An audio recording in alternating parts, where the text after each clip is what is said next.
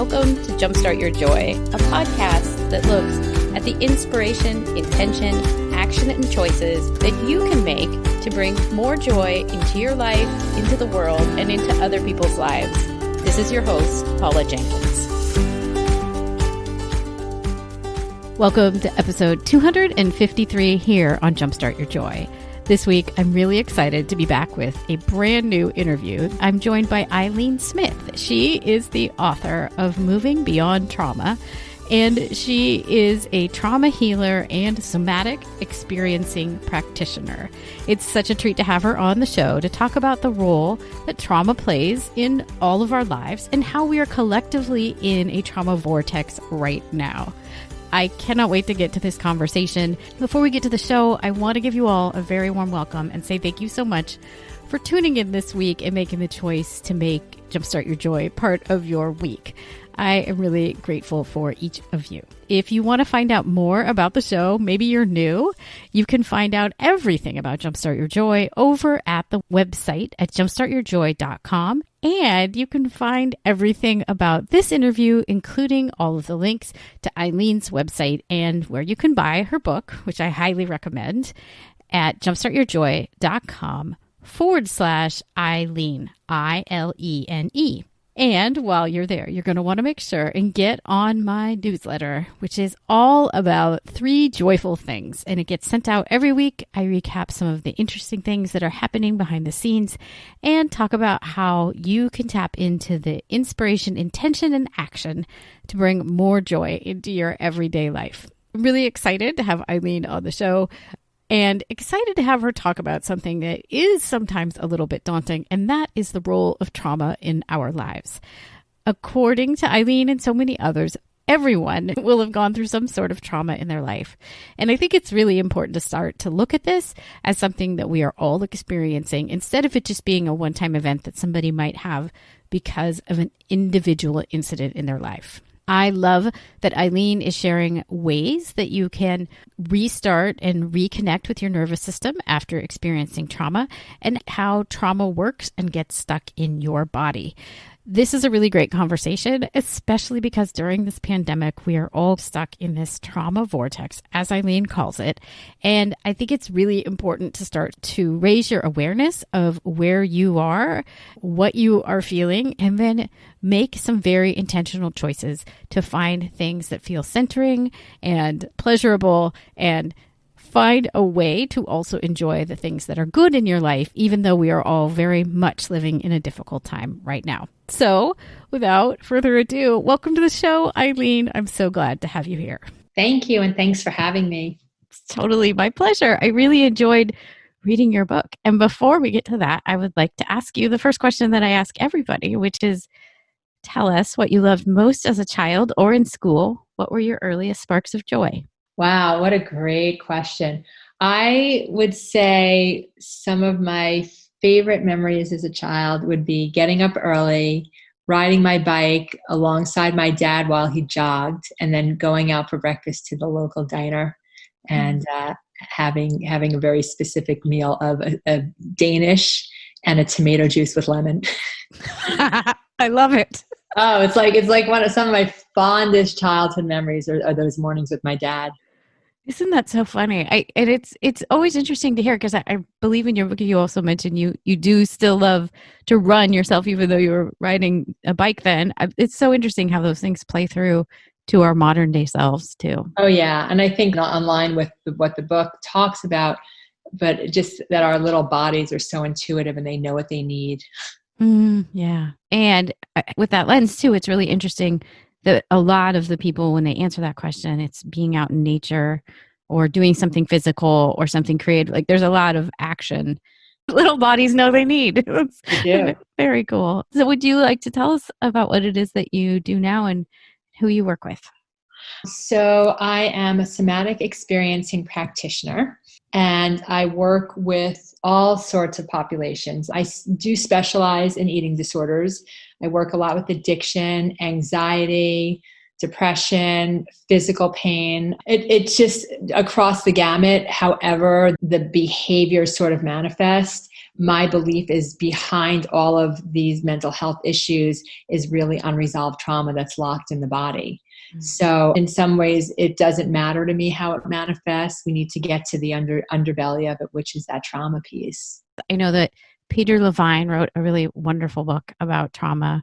And there's another one, The Body Knows the Score. If people are not familiar with somatics and somatic experiencing, could you explain what it is and how it gets to the heart of things? Yeah. The philosophy behind Peter's work is that trauma is not necessarily about an event. It's really about that energy that gets locked in our bodies around real or perceived threat. So we have to work with our body's most primitive instincts in order to resolve that trauma piece that's locked in the body. And, so much of what we do in talk therapy is such a cognitive process. And so this is about bringing that unsafe body that's had trauma. It's about bringing it back online and creating the body as a safe container so that we can move through our experiences differently.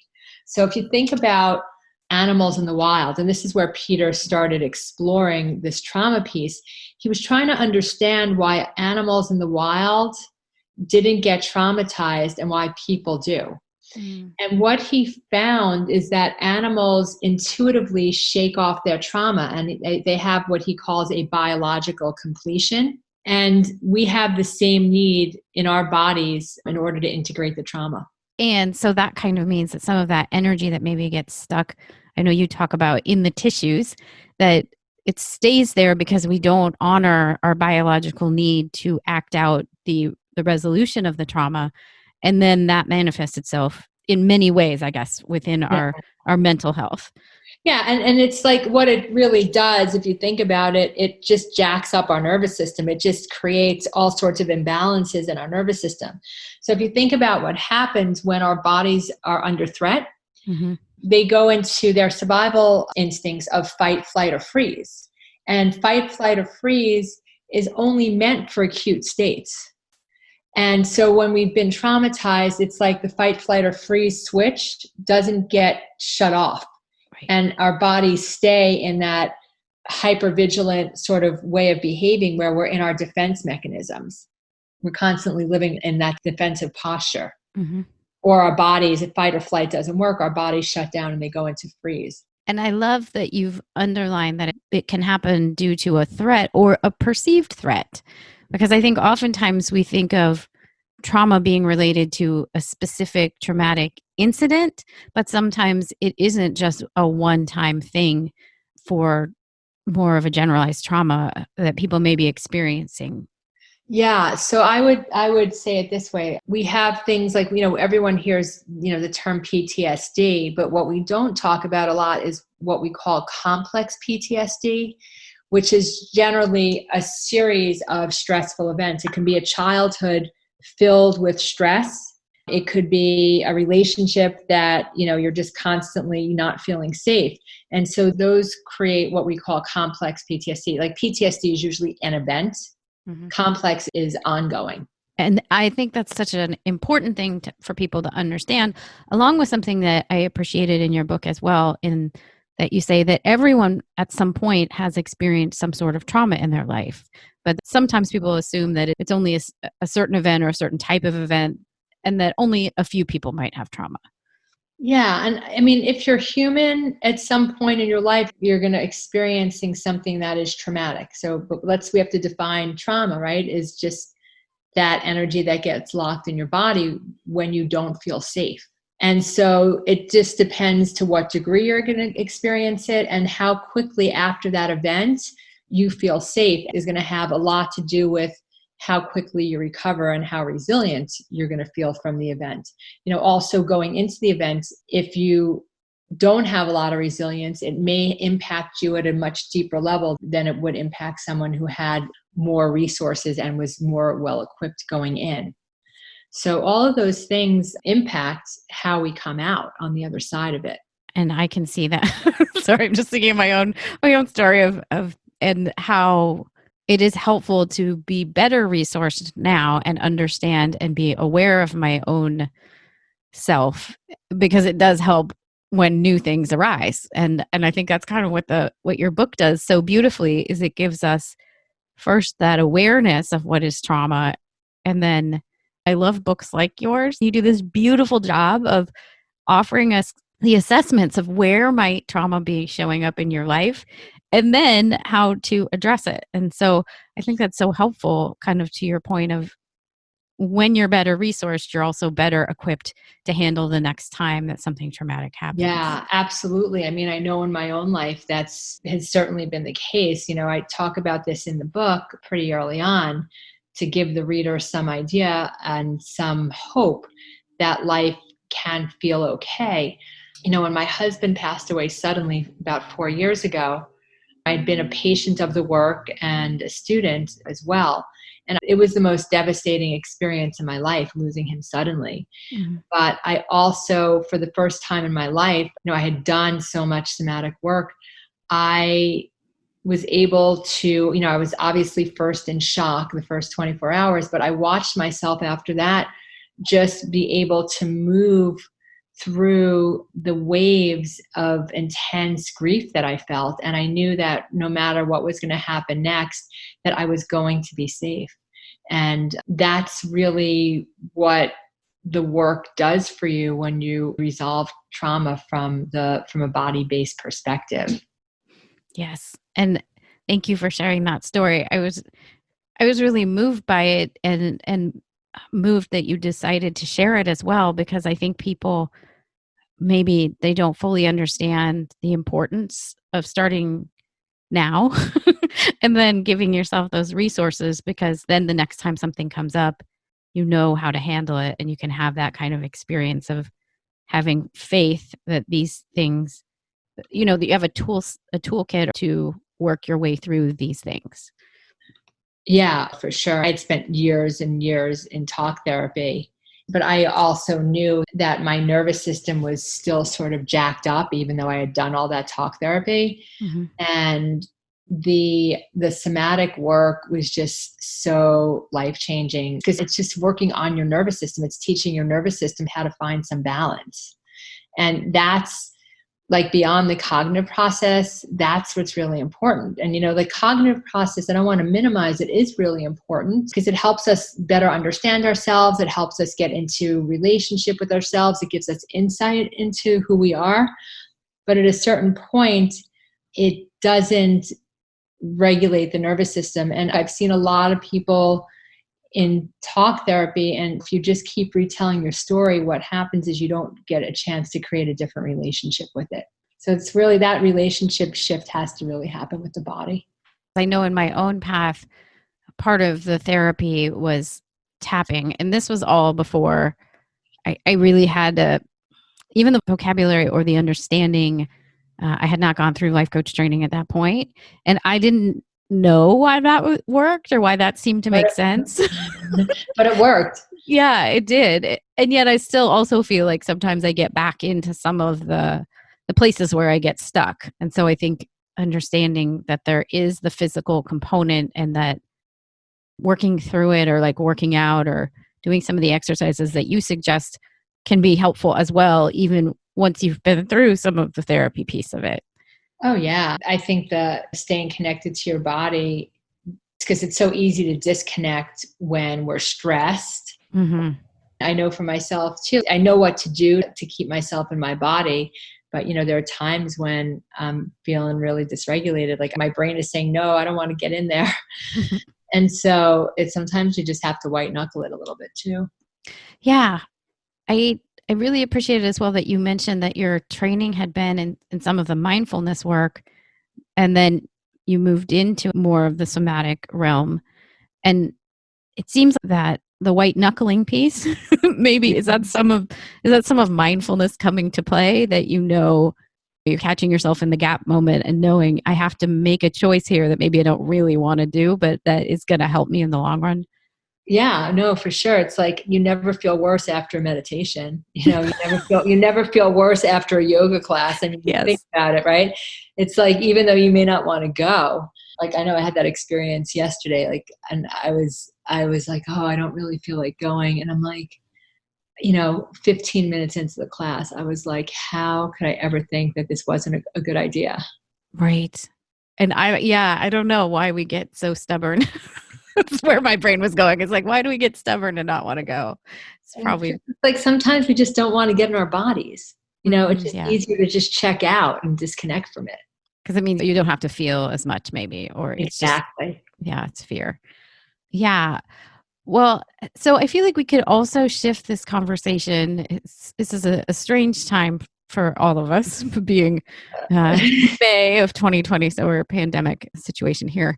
And so I feel like that might be the next place to head here, because everything feels very topical as far as COVID-19 goes. And so maybe we could talk a little bit about what you're seeing come up for people that, well, probably all people. If everyone has experienced some trauma at some point in their life, then there's other people that have other diagnoses. How is trauma showing up, or how is it impacting people during this time? Yeah. Well, I think the first thing to even talk about is the fact that this experience in itself is a traumatic event. Mm-hmm. So, right, what is trauma? It's, too much, too soon, too fast without any way to defend yourself. And so, and what I believe is happening is I think that we're living in a collective trauma vortex. And so I think obviously, like what we were talking about before, those people that have more resilience, have more resources, are going to navigate through this a little bit better. But all in all, our whole universe has been completely disoriented.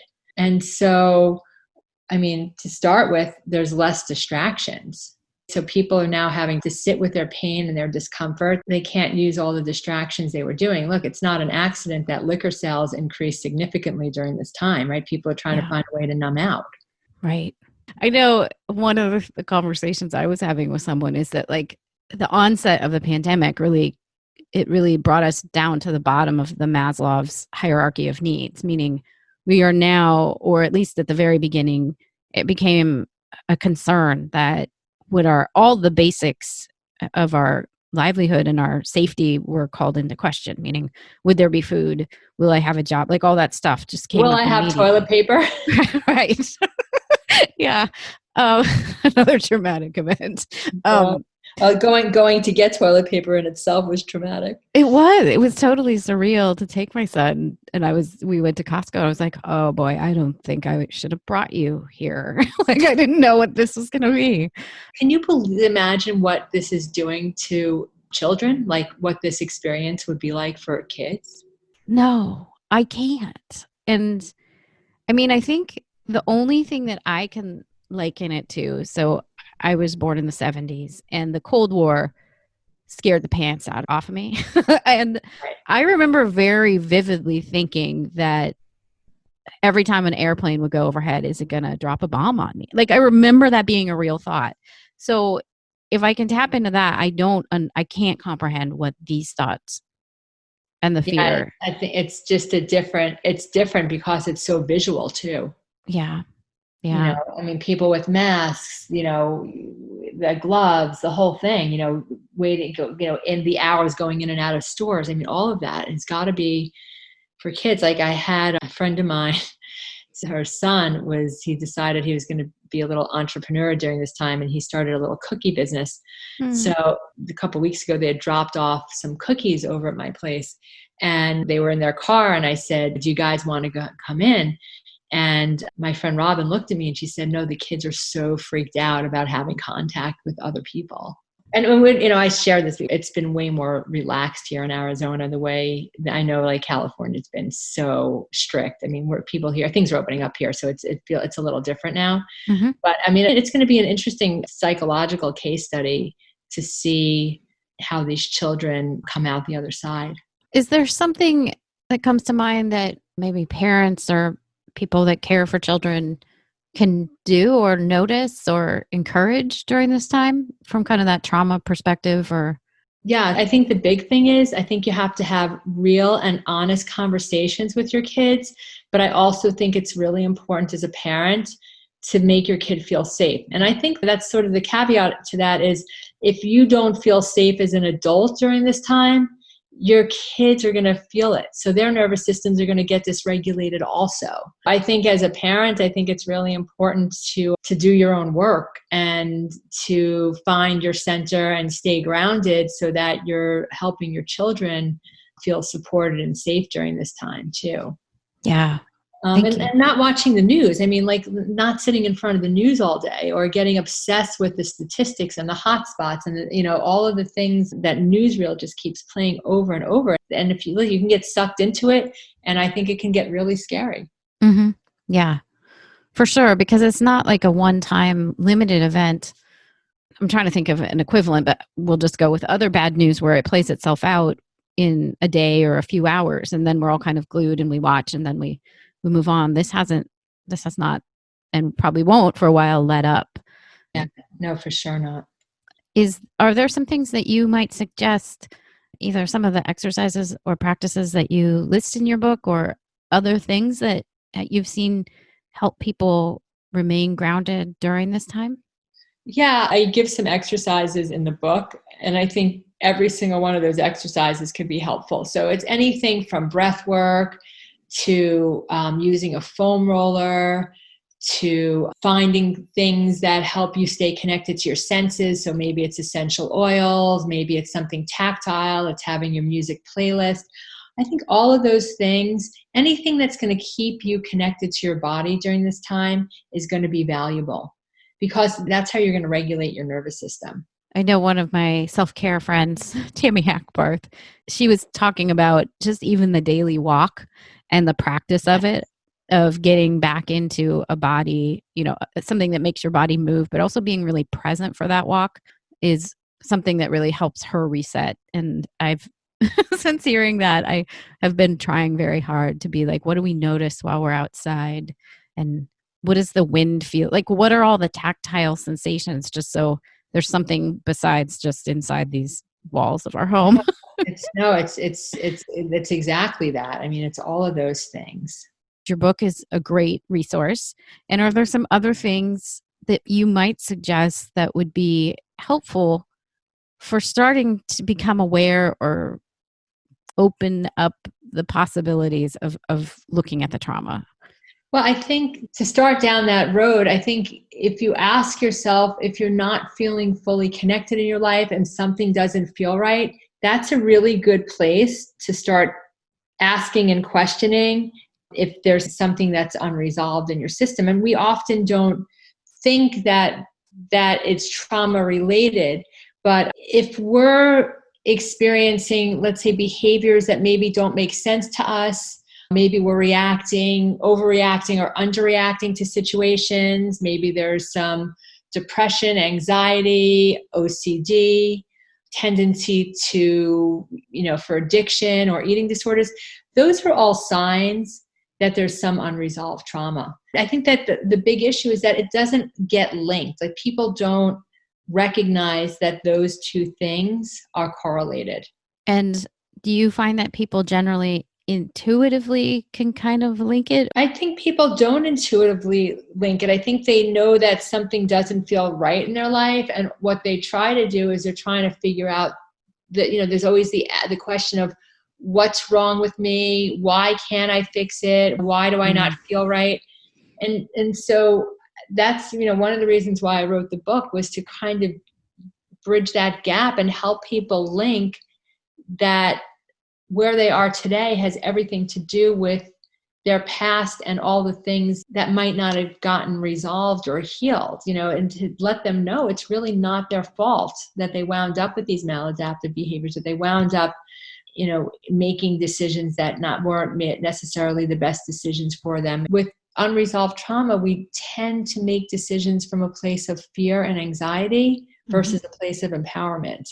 Right. Because we don't really know any different. There was some wisdom probably originally in the way that you became adapted or you adapted a behavior at the time. And the thing is, the same brain and body that allowed you to survive can now today help you thrive. I think that's really important to know. I mean, in my own experience, and I got this also from your book, was that there's so much joy on the other side of having worked through each of the things, even though it seems really hard and like I'd probably rather avoid it. Well, of course, right? Because aren't we so conditioned in today's society to avoid our feelings and not deal with things? Yeah.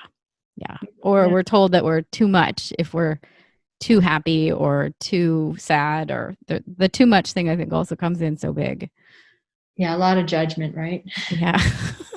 Even if it's just on ourselves, for Yeah. sure. If someone is really looking to dive into finding out more about trauma, would you share where we can find your book, but also if there's anything else that you might suggest around beginning to work with trauma in their life? Well, for sure, I think my book is a great place to start. Mhm. But again, I think if you're just not feeling okay in your own skin, there's very minute things you can start doing to try to get more connection with yourself. I mean, breath work, going to a yoga class, taking a foam roller out, all of those things are going to be helpful to regulate your nervous system, because that ultimately is what needs to happen to resolve the trauma. However you get there, I mean, there's things like neurofeedback. All of those things are helpful. Thank you. And what is the best place to find Moving Beyond Trauma? It is on Amazon, and it's available in, paperback, ebook, and there's also the audio version of it. I have one last question that I like to ask people, which is, what are 3 ways that you can think of to jumpstart joy in your life, in the world, or in other people's lives? I think that attitude is definitely on the top of that list.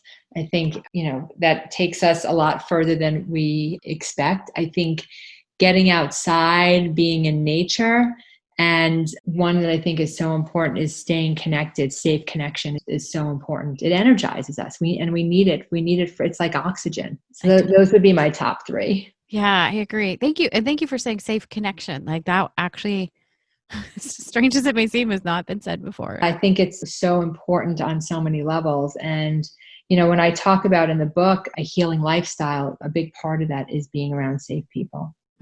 Yeah. Thank you. Thank you so much for joining me. Well, thank you for having me. I really enjoyed our conversation.